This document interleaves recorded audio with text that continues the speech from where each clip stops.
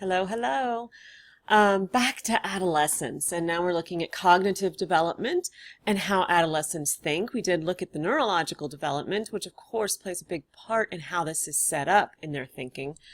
Um, but some of this, I think a lot that we'll see in here, many of us, if not all, can relate to at least some aspect of some of this information. So let's take a look. We start with adolescent egocentrism. Adolescents are still, not completely able to take the perspective of another person. Sometimes, even into adulthood, we struggle with that. But so much is going on inside their brains and inside their bodies. And in that whole idea of comparing and fitting in and figuring out who they are, that I don't know, it pretty much makes sense. We're very concerned about ourselves and see that as strongest. When we look at adolescent egocentrism, David Elkin has three fables of sorts that he looks at, or three aspects of this adolescent thinking, David Elkin being the theorist here. The first one that he talks about is the personal fable, an adolescent's belief that his or her thoughts, feelings, or experiences are unique, more wonderful, or awful than anyone else's. They are uniquely special, socially significant, more so than anyone else. They'll live the legendary life, especially if you think about our early adolescents who want to all be like pop stars or, NBA athletes or NFL athletes or whatever. That can fall into that. It's also, though, on an even more day-to-day basis where I see it, or I can remember it or think about this, is like that everything that happens to us just seems magnified 100 times. Any argument with a parent or with a friend, or goodness gracious, think about first love. Our first loves are, when we're in adolescence, or love at that time is legendary, or the thing of movies. It is deeper, stronger than we can imagine anything being. Ours is, exclusively so.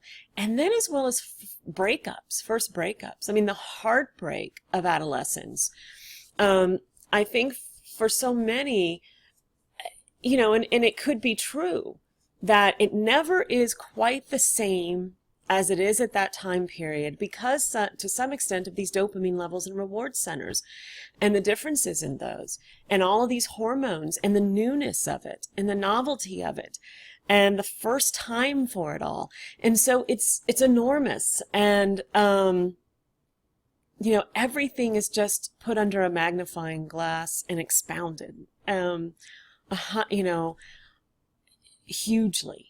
So that's kind of the personal fable, that we're living this life that is incredibly significant and dramatic and important, to the exclusion of others, and I think that it is important and it is valuable, but we aren't able to see that there is something on the other end of every love or every breakup or every heartbreak or everything that happens, that it can, and we think about it, what could be both the pros and the cons of this. So if we look at the pros, this goes into that passion, this goes into that emotional spark, this goes into that courage. I'm going to live this legendary life. I'm going to have this Romeo and Juliet, hope it's not Romeo and Juliet, but I'm going to have this incredible love. And it's that taking of a risk of something. It's that opening ourselves to the possibilities of life and living at large. And that's a potential if it's done in a balanced sort of way.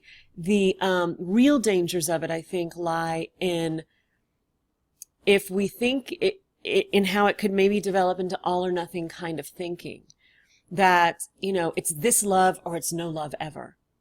And if I lose this love, then, it can lead to such traumatic feeling and heartbreak and isolation even, that we don't see a tomorrow. So the personal fable, depending on how we live it and how we move through it.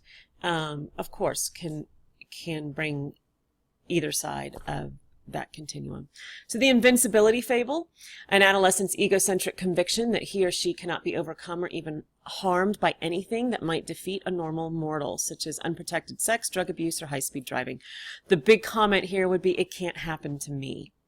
As I said, Siegel doesn't necessarily buy the invincibility fable, that they don't think they're invincible, but they give sort of a hyper lens to the potential for fun or good in something that, if it's a 60% chance it's going to be okay, where that might be too little of a good chance for an adult, the adolescent is going to like tilt the scale that way. And it's good.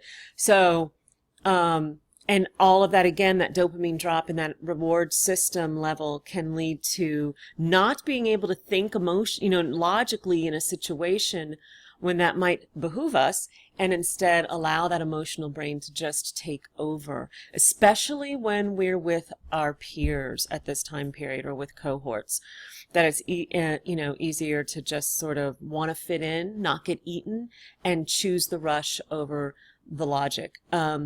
I would say for unprotected sex too, and it may go into anywhere, this goes into a lot of lack of agency for some young people, and for some anybody really, in terms of being able to stop a moment where we're maybe afraid of losing something, and then having to draw boundaries around things. Drugs can be the same kind of thing. Smoking, anything really.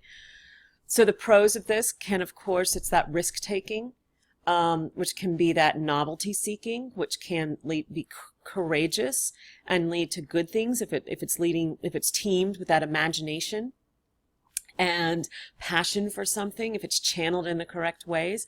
If it's not, it can lead to self-destructive behaviors. Okay, last one, the imaginary audience. Adolescents tend to believe that everyone around them is as interested in their appearance and behavior as they are. Okay, so I want you to go back to that high school hallway.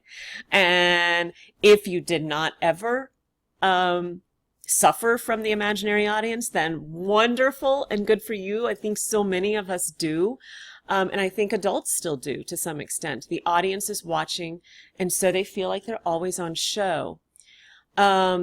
It can be like that. I have a zit. I'm not going to school today because I'll walk in and all the hallway will stop moving because everyone will notice it. I can't nothing looks good. I can't wear this. I'm having a bad hair day. Oh my gosh, I fell down. Everybody notices. I can never be seen again.